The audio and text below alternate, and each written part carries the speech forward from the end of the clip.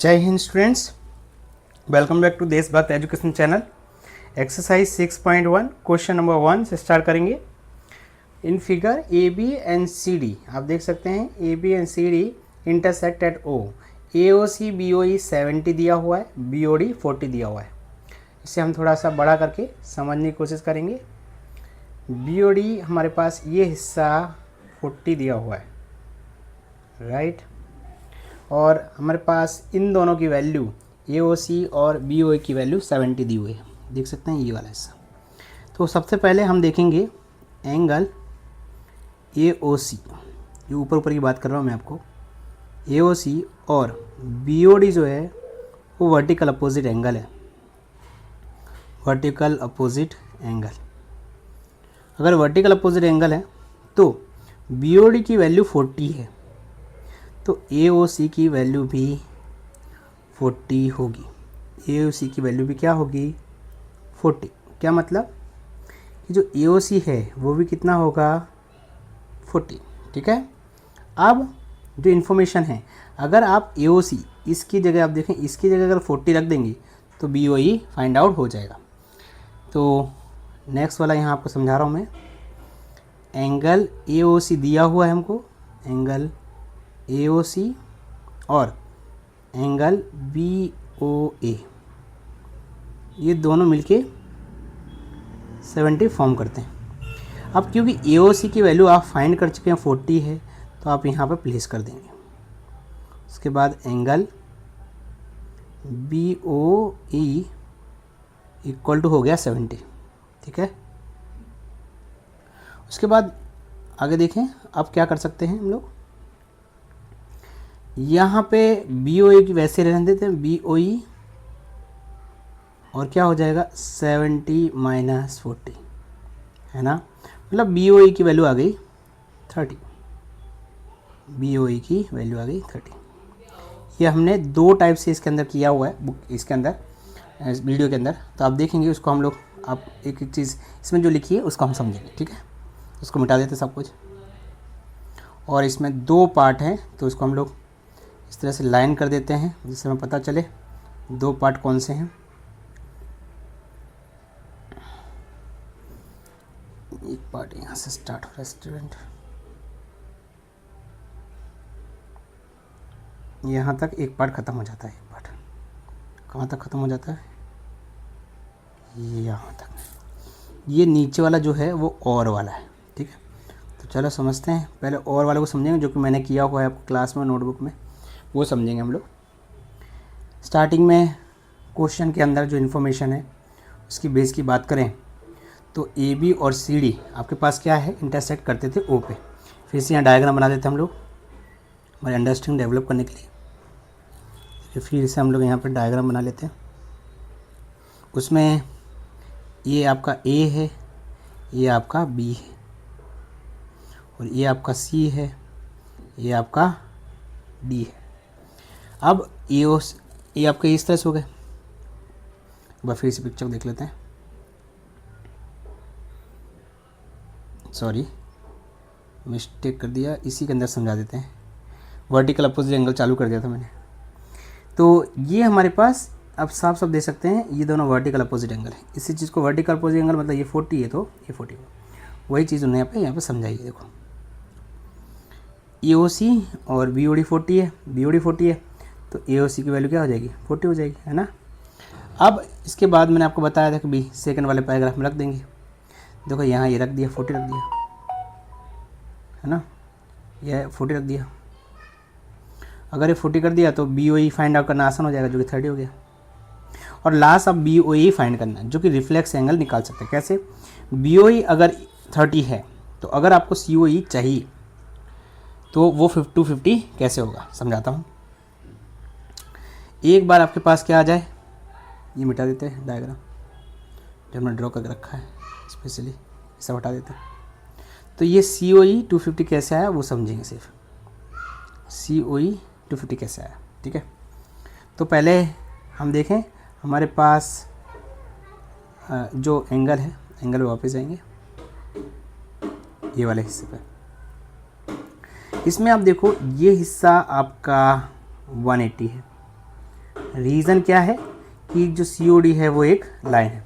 अच्छा, उसके बाद ये हिस्सा मिलके आपके पास ये हिस्सा 40 था और ये हिस्सा 30 था। अगर इन सबको मिलाओ आप, एंगल COE, याद रखिए रिफ्लेक्स एंगल है। रिफ्लेक्स एंगल हमेशा 180 से ज़्यादा होता है, तो क्या होगा 180 प्लस 40 प्लस 30, तो क्या आएगा ये 250। इस तरह से हमने रिफ्लेक्स एंगल फाइंड कर सकते हैं।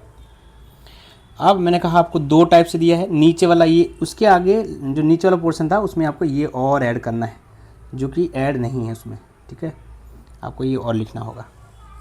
अब हम लोग वीडियो में जो फर्स्ट एक और तरीका है उसे भी समझेंगे। इसको मिटा देते हैं। क्वेश्चन में AB और CD इंटरसेक्ट लाइन करते हैं, ABCD इंटरसेक्ट करते हैं O पे। अच्छा ध्यान से देखो, इन तीनों का सम 180 है। OE stands on AOB। चलो देखते हैं, ये रहा O और E, वो AB लाइन पे आया हुआ है, ठीक है। तो इसमें एक एंगल ये है, दूसरा एंगल ये है और तीसरा एंगल ये है। इन तीनों का सम कितना होगा 180। इसको हम लिखेंगे AOC और इसको COE और इसको EOB, इनका होगा 180। उसमें एंगल 1 और 3 का वैल्यू 70 दिया है, तो COE फाइंड करना आसान है, समझाता हूँ। देखो ये तीनों का 180 दिया है, उसमें AOC और BOE है ना, इन दोनों की वैल्यू कितनी है 70। अच्छा EOB जितना है हमारे पास, कौन कौन से लिए हमने, सॉरी इन दोनों को ले लिया, और ये जो COE वो इधर आया, इसकी वैल्यू ऑलरेडी हमको दे रखी है 70। क्वेश्चन दिखाता हूँ कहाँ दे रखी है, देखो AOC और BOE, AOC और BOE इन दोनों की वैल्यू कितनी दी है, ऑलरेडी 70 दी हुई है, राइट।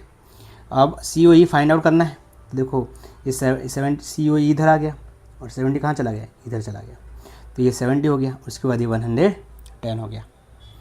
अब रिफ्लेक्स एंगल करना है, मतलब 360 में से कम करेंगे, तो रिफ्लेक्स एंगल हमने 360 में से कम कर दिया। यहाँ पे 360 माइनस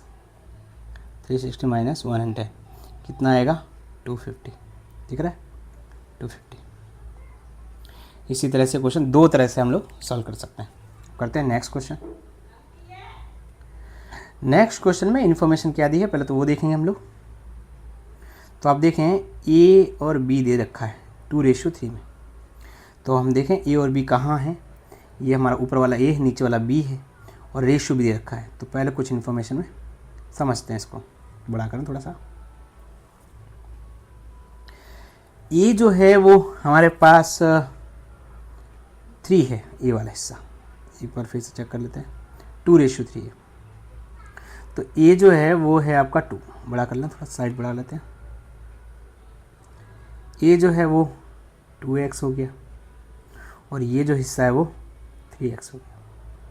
आप एक चीज़ समझिए, यहाँ से लेके पूरा यहाँ तक ये 180 डिग्री है, उसमें ये डिग्री 90 है, right.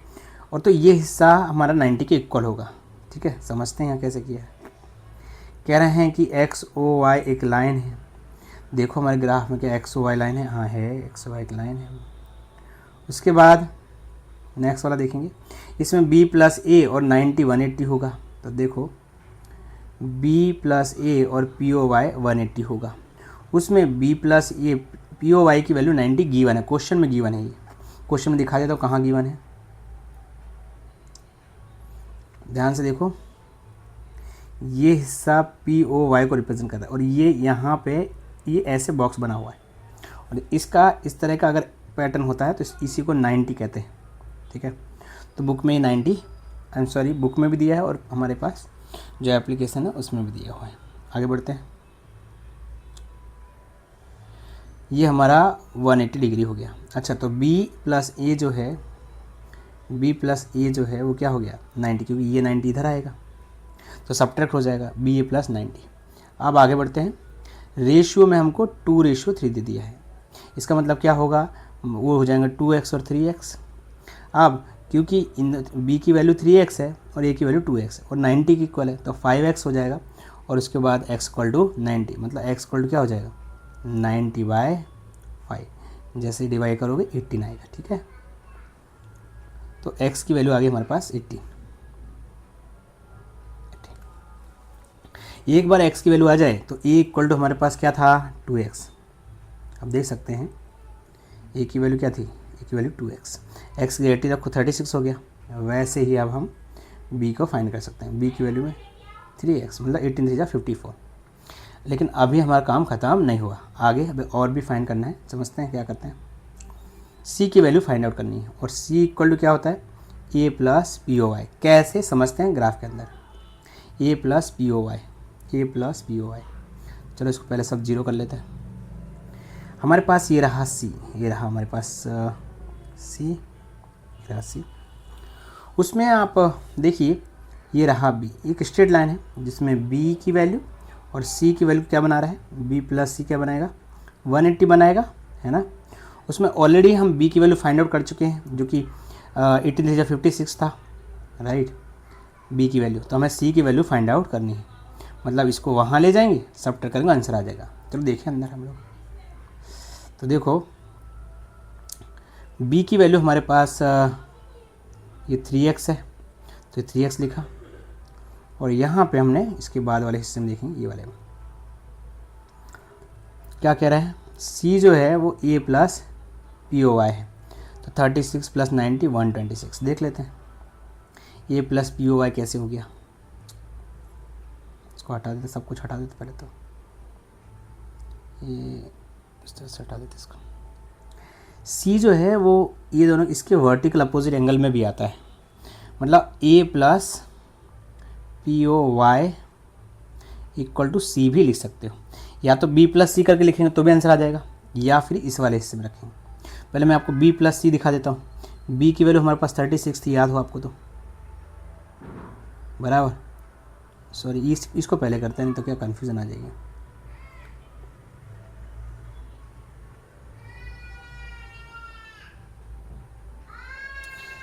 a plus P O Y जो है वो क्या है, वर्टिकल अपोजिट एंगल है। ये जो है वो आपके पास जो है वो वर्टिकल अपोजिट एंगल है, वर्टिकल अपोजिट एंगल। a की वैल्यू जो है वो हमने अभी लेके आए थे 36 थी स्टूडेंट्स, और पी ओ जो है वो 90 होता है, तो ये 126 इक्वल टू सी हो गया। इसी तरह से ये हमने नीचे किया है, समझ सकते हैं। लास्ट में c इक्वल टू 36 प्लस 90 तो क्या हो गया 126, है ना। दूसरा तरीका स्टूडेंट क्या था, मैं यहाँ लिख देता हूँ आपको, b प्लस सी, आप देखेंगे ग्राफ में 180 को रिप्रेजेंट कर रहा है। उसमें b की वैल्यू जो सेल्फ है, b की वैल्यू आप देखिए, b की वैल्यू कितनी है, स्टार्ट आते हैं वापस सी पे चलते हैं।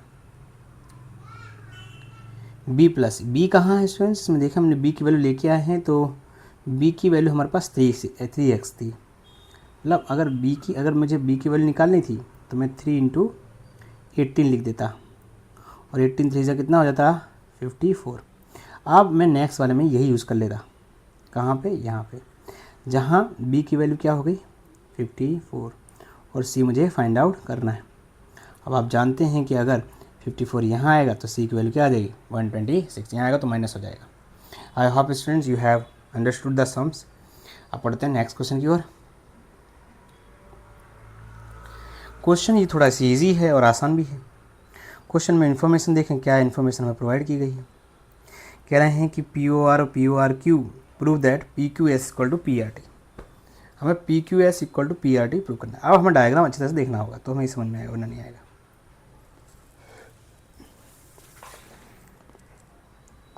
डायग्राम में थोड़ा साइज बड़ा करेंगे और जो प्रूव करना है उसको भी साथ में रखेंगे।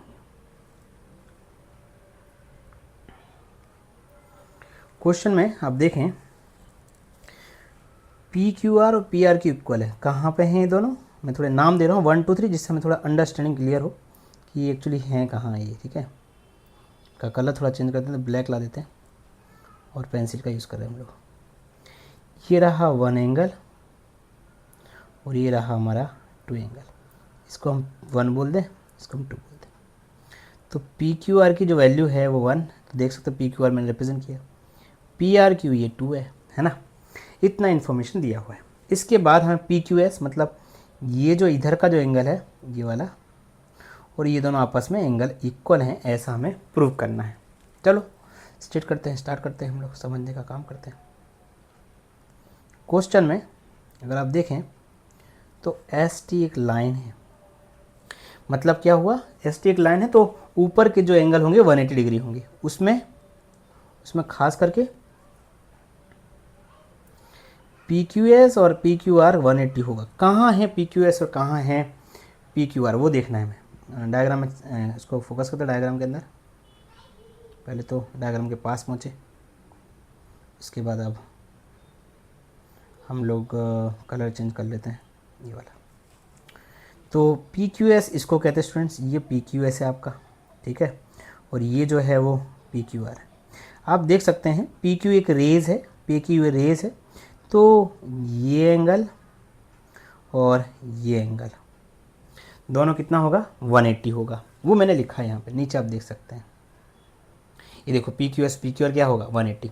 सिमिलरली दूसरी तरफ हम इसी तरह से करेंगे, लेकिन आप कलर चेंज कर लेते हैं, थोड़ा सा आइडिया आ जाए हम किसकी बात करना चाहते हैं। ये वाला कलर रखते हैं जिसमें एंगल 2 आप देख सकते हैं, एंगल टू और इस साइड का बाहर वाला एंगल। इसमें जो पी आर है आपका वो एक रेज हो गया, उसमें ये एंगल और ये एंगल कितना बनाएंगे, 180। तो चलो देखते हैं। देखो हम देखें हमारे क्वेश्चन में मैंने ये लिखा पी आर टी और पी आर क्यू 180 होंगे। अब क्योंकि राइट हैंड साइड दोनों के सेम है ना, अगर R H S part same है तो हमारा जो लेफ्ट हैंड साइड वाला पार्ट है वो भी कैसा होगा, इक्वल होगा। तो सामने लिख देना है, ये वाला हिस्सा यहाँ लिख देंगे और ये वाला हिस्सा यहाँ लिखेंगे। देखो स्टूडेंट्स लिखा भी मैंने, देखो आप मैच कर सकते हैं। अब लास्ट और फाइनल जो काम करना है वो समझेंगे इसके बाद। स्टूडेंट्स हमने क्वेश्चन में पी क्यू आर और पी आर क्यू इक्वल दिया हुआ है, इसका मतलब क्या है, जहाँ पी क्यू आर होगा वहाँ हम पी आर क्यू लिख सकते हैं, ठीक है। तो यहाँ पी क्यू आर है, राइट, यहाँ देखो पी क्यू आर है, इसकी जगह हम क्या, पी क्यू आर और पी आर क्यू आपस में इक्वल होने की वजह से दोनों आपस में कैंसिल हो गए। क्यों, क्योंकि P Q R P R तो ये दोनों आपस में इक्वल है तो कट जाएगा।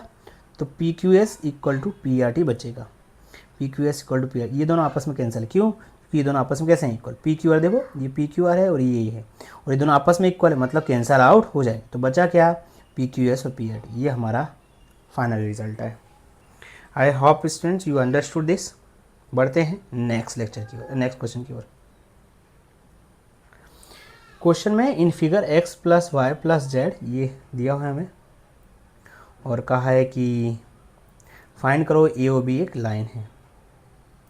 और ए ओ बी अगर एक लाइन है तो आपको पता होना चाहिए किसी भी पॉइंट के चारों एंगल का सम 360 डिग्री होता है, ठीक है। तो लिखा मैंने, देखिए समझिए कहाँ लिखा है, sum of all angle the point is 360 degree. मतलब क्या, अगर कोई ऐसा एक पॉइंट है इसके चारों एंगल का सम कितना होता है, 360 डिग्री, है ना, ये तो हमें पता है। अब अगर ये पॉइंट है ओ, हमारे इस क्वेश्चन में देखो कौन सा पॉइंट है, आप देखें इस पूरे क्वेश्चन में, ये पूरे क्वेश्चन के अंदर हमारा, इसको हटाना स्टूडेंट्स, ये हाँ, तो 360 डिग्री, आप थोड़ा सा इसको जूम कर लेते हैं हम लोग, ये हमारा सेंटर है, राइट। तो इसके चारों एंगल का सम कितना होगा, 360, है ना। तो वही मैंने लिखा है, sum of all angle the point is 360 degree. अब आगे देखें,